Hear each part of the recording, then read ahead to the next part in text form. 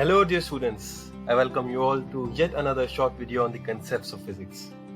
आज हम स्टडी करने वाले हैं the topic of resolution and the resolving power from the chapter of wave optics. This is a very important topic considering that it is the direct application of the concept of the diffraction. So in the continuation of our previous videos, let us understand this topic.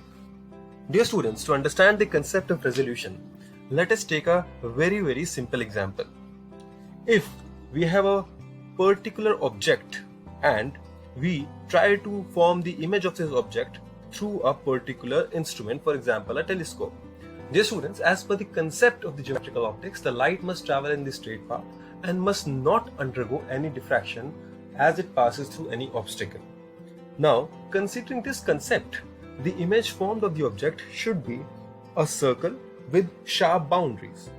However, this is not the case when we use a particular instrument. Now, this is the situation that we see in the real life as we observe the image of a particular object through an optical instrument like a telescope.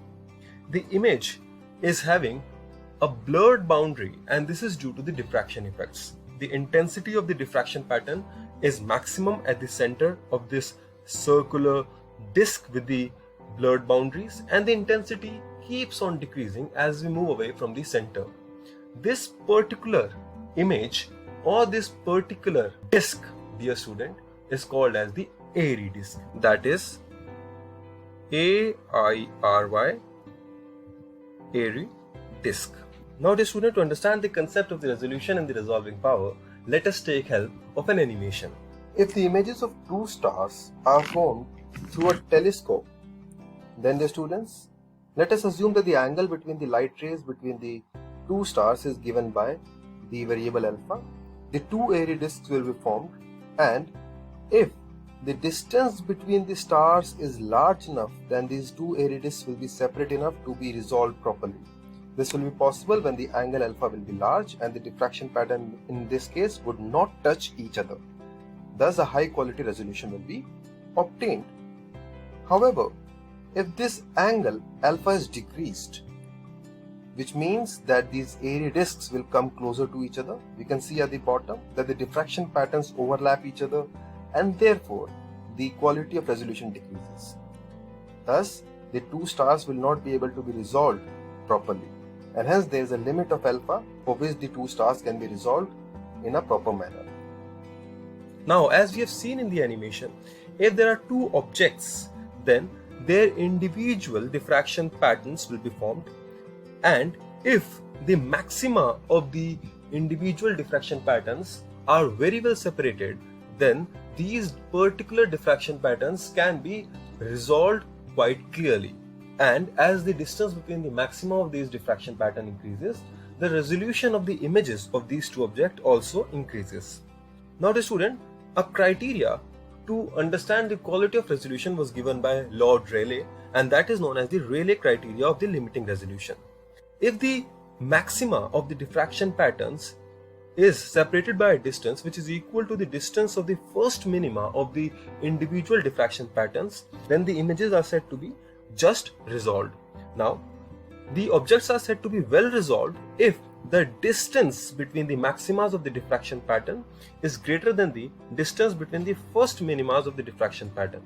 In such a scenario, as we can see, the airy discs are very well resolved, and we can see that there are two separate images of the objects. However, if the distance between the maximas become less than the distance between the first minimas of the individual diffraction patterns, the two airy discs get merged into each other and the resolution quality decreases. That is, it is difficult to resolve these two airy discs as two different images. Now, dear students, here we have summarized the shapes of the airy discs. The first image is of a single object, that is a single airy disc.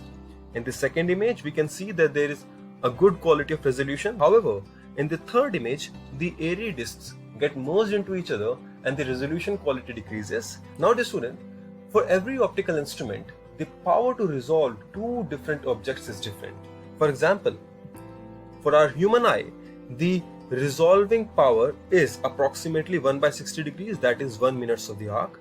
This means if this angle between the object's lines is greater than 1 by 60 degrees, then they can be easily resolved. Now dear student, चलिए move करते हैं to understand what is known as the resolving power of the microscope. Now dear student, if there are two objects A and B and the distance between these objects is d, then for the images to be just resolved, that is the distance between the maximas to be equal to the distance between the first minimas of the diffraction pattern, the limit of resolution, that is the smallest distance d that can be resolved by the microscope, is given by this formula. A formula hai, that is 1.22 lambda by 2 sine beta. Angle beta is this angle subtended by the objects on the microscope.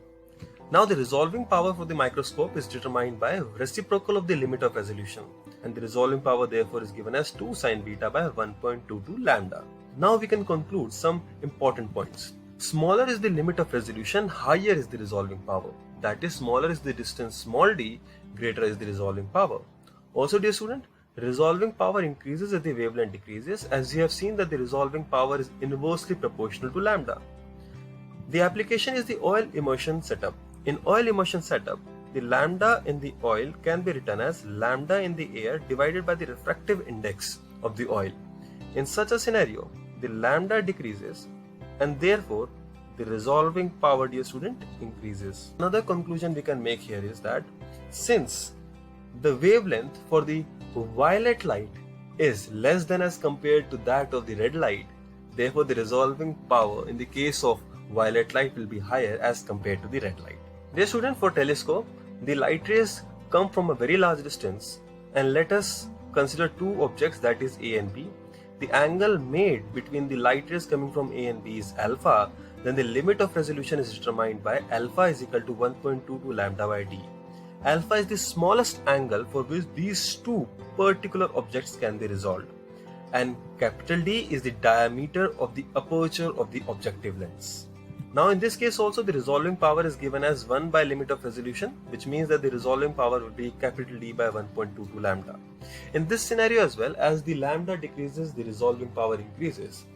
Now let us apply all these concepts in a question and see how we can solve these questions using this formula. The question says the aperture of the largest telescope in the world is 5 meters. If the separation between the moon and the earth is 4 into 10 raised to the power 5 km and the wavelength of the visible light is 5000 angstroms, calculate the resolving power of telescope and the minimum separation between the objects on the surface of the moon so that they are just resolved. Now dear student, let us solve this. The resolving power is given as d by 1.22 lambda, where d is the diameter. This gives us a value of 10 raised to the power 7 by 1.22.